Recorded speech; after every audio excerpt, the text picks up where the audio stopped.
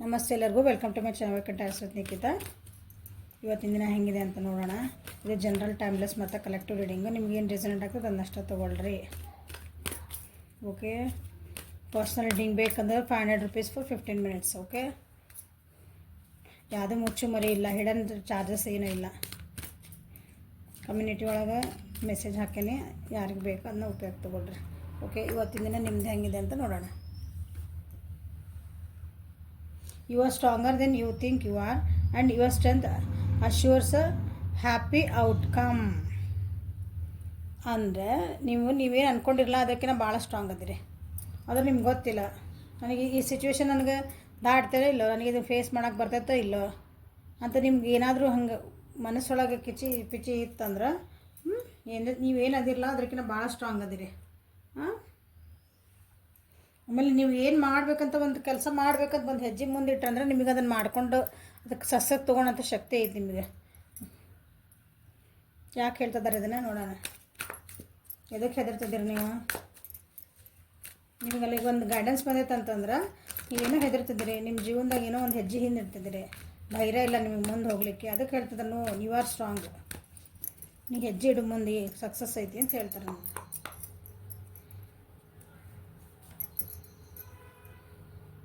ಯಾಕೆ ಬಂತ ಹೇಳಿದ್ನಲ್ಲ, ಗಿಲ್ಟ್. ಏನೋ ಒಂದನ್ನು ನೆನೆಸ್ಕೊಂಡು ಅಥವಾ ಯಾರೋ ಹೇಳಿದ ಮಾತು ಕೇಳ್ಕೊಂಡು ಏನೋ ಮಾಡಿಕೊಂಡು ತಲೆ ಒಳಗೆ ಭಾಳ ಅಂದ್ರೆ ಭಾಳ ಸ್ಟ್ರೆಸ್ ತೊಗೊಂಡಿರಿ ನೀವು. ಅದನ್ನು ಭಾಳ ಓವರ್ ಥಿಂಕ್ ಮಾಡ್ತಿದ್ದೀರಿ, ಭಾಳ ಯೋಚನೆ ಮಾಡ್ತಿದ್ದೀರಿ ಆ ಒಂದು ವಿಷಯ ಬಗ್ಗೆ. ನಾನು ತಪ್ಪು ಮಾಡಿದ್ನೋ ಏನೋ ಏನೋ ಒಂದು ಸಲುವಾಗಿ ಕಾಯ್ತಾ ಇದ್ದೀರಿ. ಹೀಲಿಂಗ್ ಆಗ್ತಾಯಿದೆ, ಹಾರ್ಟ್ ಚಕ್ರ ಬ್ಲಾಕ್ ಮಾಡ್ಕೊಂಡ್ಬಿಟ್ರೆ ಅನಿಸುತ್ತೆ.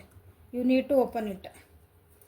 ಗೈಡೆನ್ಸ್ ತೊಗೊತಿದ್ದೀರಿ, ಗೈಡೆನ್ಸ್ ಕಾರ್ಡ್ ಇದೆ, healing card, again healing card, again strong. ನೀವು ಏನು ಸ್ಟ್ರಾಂಗ್ ಅದಿರಿ ಅಂತ ಹೇಳೋಕೆ ಕಾರ್ಡ್ ಇದೆ. ಮತ್ತು ಇಲ್ಲಿ ಏನು ಏಂಜಲ್ಸ್ ಹೇಳಿದ್ರೆ ಅದೇ ಕಾರ್ಡ್ ಇಲ್ಲಿ ಬಂತು. ಓಕೆ, ಸೊ ಮೆಡಿಟೇಷನ್ ಮಾಡಿರಿ ಅಂತ ಹೇಳ್ತಿದ್ದಾರೆ. ಅಂದರೆ ನಿಮ್ಮೊಳಗೆ ನೀವು ತಿಳ್ಕೊಳ್ರಿ. ಮೆಡಿಟೇಷನ್ ಮೀನ್ಸ್ ನಿಮ್ಮೊಳಗೆ ನೀವು ತಿಳ್ಕೊಳ್ರಿ, ನಿಮ್ಮೊಳಗೆ ನೀವು ಎಷ್ಟು ಸ್ಟ್ರಾಂಗ್ ಅದಿರಿ ಅಂತ ತಿಳ್ಕೊಳ್ರಿ ಅಂತ ಹೇಳ್ತಿದ್ದಾರೆ. ಗಿಲ್ಟ್ ಆಗಿ ಬಂತಂತ ನೋಡೋಣ. ಯಾವ್ದ್ರ ಬಗ್ಗೆ ಇಷ್ಟೊಂದು ಯೋಚನೆ ಮಾಡಾಕತ್ರಿ? ಈಗ ಜನ 4 ಮಂದಿ ಮಾತಾಡ್ತಾರೆ, ಎಲ್ಲನೂ ತಲೆಗೆ ಹಚ್ಕೊಬಾರ್ದು.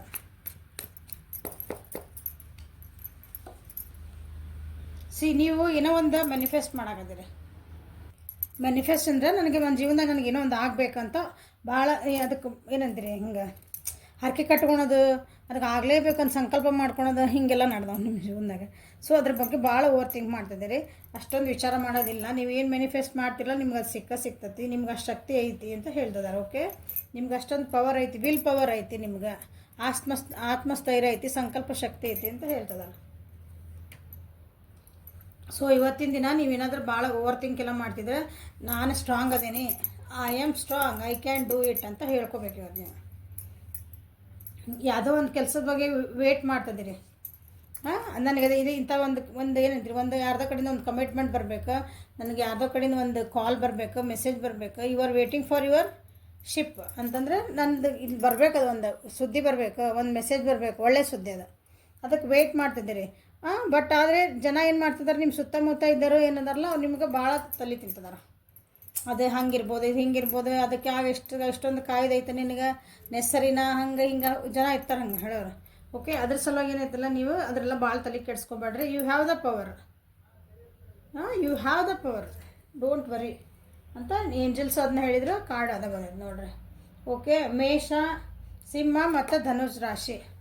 ಮೇಷ, ಸಿಂಹ, ಧನುಷ್ ರಾಶಿ ಎರಡು ಬಂದಿರೋದಿಲ್ಲ. ಓಕೆ, ಸೊ ನಿಮ್ಮ ಪರ್ಸನ್ನಿಂದ ಏನೈತೆ ಅಂತ ನೋಡೋಣ. ಇವತ್ತು ನಿಮ್ಮ ಪರ್ಸನ್ಗೆ ಏಂಜಲ್ಸ್ ಏನು ಹೇಳ್ತಾರೆ, ಏನು ಗೈಡೆನ್ಸ್ ಇವತ್ತಿನ ಬರ್ತದೆ ಅಂತ.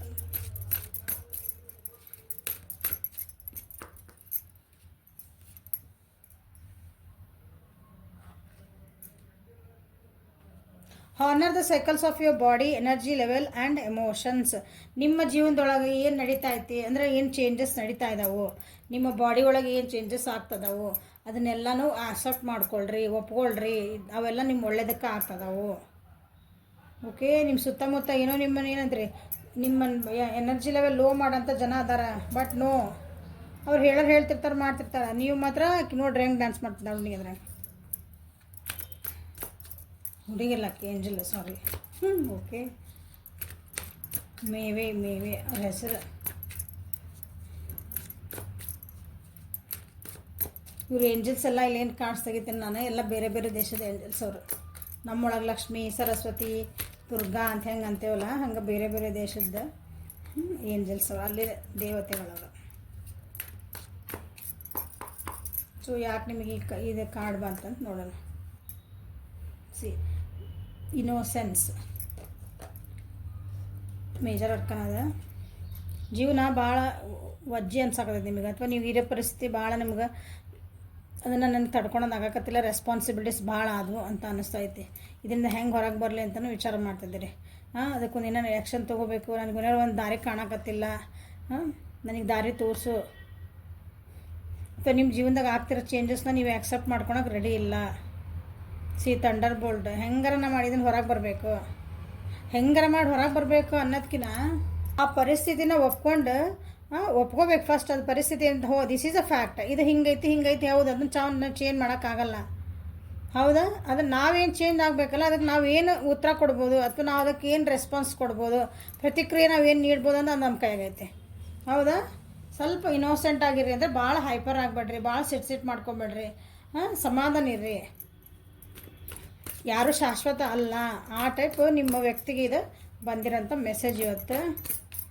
ಅಂದರೆ ಅವ್ರ ಜೀವನೊಳಗೆ ಏನೋ ಒಂದು ನಡೆದಿದೆ, ಆ ಕಡೆ ಹೋಗ್ಲೋ ಈ ಕಡೆ ಹೋಗ್ಲೋ ಅಂಥದ್ದು ಒಂದು ಸಿಚುವೇಶನ್ ಬರ್ತಾ ಇದೆ, ಭಾಳ ಕನ್ಫ್ಯೂಸಿಂಗ್ ಇದೆ. ಸೊ ಬಿ ಹ್ಯಾಪಿ, ಇವತ್ತು ಏನಿದೆ ಈ ಕ್ಷಣ ಅಷ್ಟೇ ವಿಚಾರ ಮಾಡಿರಿ ಅಂತ ಹೇಳ್ತಿದ್ದಾರೆ.